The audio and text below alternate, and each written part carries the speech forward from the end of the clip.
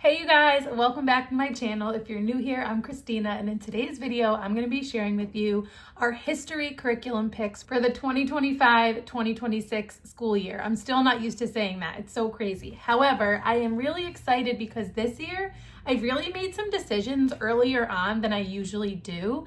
And so if you've been around, you know that I'm usually sharing things like somewhat closer to the school year, sometimes after the school year starts. And I really don't think that's a problem if that's what works for you.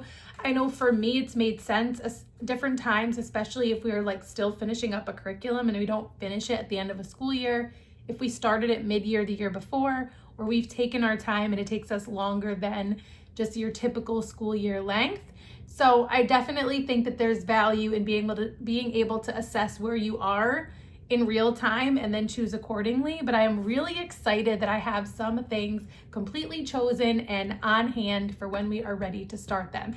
And history for next year is one of those things. I am so incredibly excited because I have tried a variety of history curriculums. And to be honest, I've loved things about all of them. I really love a literature-based approach to curriculum, especially for history. I really don't love a textbook approach. However, a literature-based approach, unless you're spending hundreds of dollars to get like the book packs and the curriculum and everything you need in one box, can not only be pricey, but it can be like a lot of work, a lot of time to check if your library has it, to order them on Amazon, or to decide which ones you're going to order that you might want to keep and like which ones you want to take out from the library and which ones you maybe need to skip because either you can't spend the money on it or your library doesn't have it. And so I still love a literature-based curriculum. However, The Good and the Beautiful has their new history, which I never used their old history. I've used The Peaceful Press. I've used Gather Round Homeschool. I've used Beautiful Feet books. And like I said, I've loved things about all of those curriculums, but some of the prep was time consuming for some of them. What I'm so excited about is The Good and the Beautiful's new history curriculum is open and go. There is like little to no prep for each lesson. And if there is prep, it's right in here, just something that you need to like cut or something like that. And so I'm really excited because while it is truly open and go, it also has the feel of a literature-based curriculum without all of the books. Now, I love having all of the books. If you were to see this wall over here, it is filled with books. There's books everywhere in my house. And I love using books to deepen our understanding and widen our understanding. However, I love that I don't have to do that with this curriculum. And while there are plenty of curriculums where you don't have to do that, they're often more of a textbook style curriculum. So let me show you how this curriculum is different because I feel like it blends the ease of open and go with the beauty and the richness and the engaging aspects of a literature-based curriculum. So you do have your main course book. So this is History Year 1 from The Good and the Beautiful. It actually covers 4 different time periods in history. So you have Unit 1, which is Ancient History. You have Unit 2, which is the Middle Ages and the Renaissance. Unit 3, which is the French and Indian War through the Revolutionary War. And then Unit 4, the Victorian era, the history of flight, and the Cold War. And so I love that we are getting a complete survey of history from creation through the Cold War in 1 year. So this is a year-long curriculum. Now, mind you, you can choose to do it more or less based on your flow and what works for you and how long you want it to take. But I love that it is 2 lessons a week and it is a year-long curriculum. So you are not having to fit in history 4 and 5 days a week to get through it in a year. It is just 2 days a week. However, if you only wanted to take a half a year, you can choose to add in more lessons if that's a better fit for your family. But what I wanted to share with you is that you have your main lesson in the course book. So for example, if we go to lesson 1, this is the course introduction. So Unit 1, Ancient History, you have the course introduction and creation. And you'll find that you have like your main lesson is right in here. It'll tell you any items that you need. So you need the Maps and Images book, which I'll show you in just a second, the History Timeline books, and the Good and the Beautiful Homeschool app, which is free, by the way. And so you have everything that you need to read to the children. There are discussion questions. And then you have the Student Explorer activities, so activities that they'll do in their Student Explorer books, and then lesson extensions for grades 7 through 8. So this is designed for grades 3 through 8. And so I want to share with you how we plan to use it as well. So I'll share that with you in a little bit. So what I love when I say that it is similar to a literature-based curriculum is that many of the lessons has you reading a history story from the big book of history stories. And these are like a bunch of books within this larger book. So as you'll see, it is like a mini picture book. There are many mini picture books in this larger book. So they're all right in here. They're beautifully engaging stories that glorify God and really focus on faith and high moral character and Christ-like attributes. And so that's one thing that I really love about this history curriculum as I've perused through it since they sent it to me, is that it doesn't focus on specific doctrine, which I've gotten questions about that in the past, about the good and the beautiful. However, it does focus on Christ-like attributes, and they do have a description about that in here that I thought would be important to read. So it says, the Good and the Beautiful curriculum takes a Christian worldview. With input from people with diverse ethnic, racial, and religious backgrounds on both our staff and our review panels, this course is built on the common ground and basic biblical principles that apply to all Christians. Rather than focusing on doctrine, the curriculum teaches Christ-like character and principles of liberty based on the following. God created the world and all people. Each individual is precious in his sight and is deserving of liberty. Jesus Christ lived a sinless life and atoned for our sins. And following the timeless core principles of Christ's gospel found in the Bible leads to happiness. So I wanted to address that because it's oftentimes a question that I get over here and on Instagram when I share the Good and the Beautiful curriculum. So if we flip ahead to lesson 6, you'll notice that in the supplies needed, one of the things listed is the big book of history stories, because part of the lesson is reading a story from the big book of history stories. And you can either read it or you can listen to the audio version on the Good and the Beautiful Homeschool app.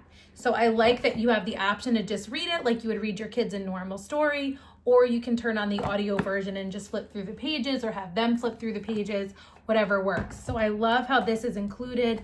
This reminds me so much of the Science for Little Hearts and Hands from the Good and the Beautiful. If you're unfamiliar, this is a preschool science curriculum for grades preschool through 2nd grade. And it's so sweet, and it's very similar in the sense that some of the lessons have a story to read from the big book of science stories. And so I love that this kind of follows that same familiar structure that my younger kids will be used to. And while this is for grades 3 through 8, I actually plan to do this with my daughter who's 9. She'll be technically a 5th grader next year. And then my 13-year-old who will technically be a 9th grader next year. And while this is designed for grades 3 through 8, I still plan to do this with my 9th grader, and I still plan to have my younger kids sit in on the lessons as much as they want to. So they are 5 and 6, and so they are young for this curriculum. It is not designed for their ages, but I'm sure they're going to want to sit in and listen in on some of it, and if it gets too long, they're free to go play. But I love that there are stories in a picture book style that I know those they will definitely want to be a part of. So you have your course book, which kind of gives you your lesson and guides you through the lessons and everything that you need. You have your big book of history stories, like I've mentioned, beautifully illustrated and written stories that help to connect with the time period that you're covering. And then there are 2 Student Explorer books. One is for grades 3 through 6 and one is for grades 7 through 8. And you will notice they are significantly different in size. And so I have the one for my will-be 5th grader and then the one for technically my 9th grader. But I've looked through this and this is definitely going to be something that is going to work for him. So some of this may be review because it covers basic things, basic biblical foundations like creation, but I love that it's tying it in with history in general and not necessarily just biblical studies. And so I love that we're not having to learn those things in isolation, like just learning history from a secular worldview or just studying biblical history, but instead they're woven together because they are both history. And so I really love that. So there'll be things like looking at biblical works of art. And if you notice, there is more in-depth reading at this level. So they are getting more depth of understanding, more information, a wider range of information. And I just think that that's so beautiful for that age group and so needed. Where at the levels 3 through 6, they're getting less, but they're engaging with the information presented in the lesson. So you'll see there are similarities. Like this page on creation looks much like the one in level for grade 7 through 8, but that's it for them. And then for lesson 2, just kind of some simple fill in the blank and recaps about people from the Bible. There's a biblical word search. And then lesson 3 is just 2 simple pages as well. So I love that you can still do history as a family subject and that they're also being able to dig in deeper at their own levels. So I really love that. And then something else that you're going to be turning to for certain lessons is the maps and images book. And so there are certain things in here that you just flip to it. And then there are certain things in here that you'll be cutting out. And that is like the minimal prep that you would need for any of the lessons. So if we go to the back, there's like things to punch out. Anything that you'd be punching out is right in the back. This one's talking about art as propaganda, speeches and decisions. And so I love that there are hands-on manipulative type things to use. There are stories. So I just really love all of the elements that are combined and woven together to create this unique history curriculum. So I'm so excited to do this with my kids. And I'm also excited that it's more of like a history survey. Like, so over the course of a year, we're going to be covering a lot of history instead of spending like 1 year digging so deeply into just one time period, which can be really tough if you haven't looked at the big picture. And so we actually study the Bible in a very similar way. Like we start out with a very simple, like child story Bible, and we read it cover to cover. And then we go to one that's like a little bit more complex, but still not the full scriptures. And we read that cover to cover, and it builds upon that initial kind of like broad understanding of the arc of scripture. And then we go to the full Bible and really dig in that way. Now, in between, we're also reading the full scriptures. That's just like a side note. Like we'll be reading those with our family, but for our children, we also add in those more like survey, like kind of summary Bibles to help them understand the bigger picture, so that when we are digging into Psalms and Proverbs and are reading from the Gospels or from the book of 2 Timothy, that they have a context for understanding the bigger picture. And so I feel like this history curriculum really is taking a similar approach, really laying the groundwork and foundation for the big picture of history before digging into more specific time periods in the following years. So this is just year 1.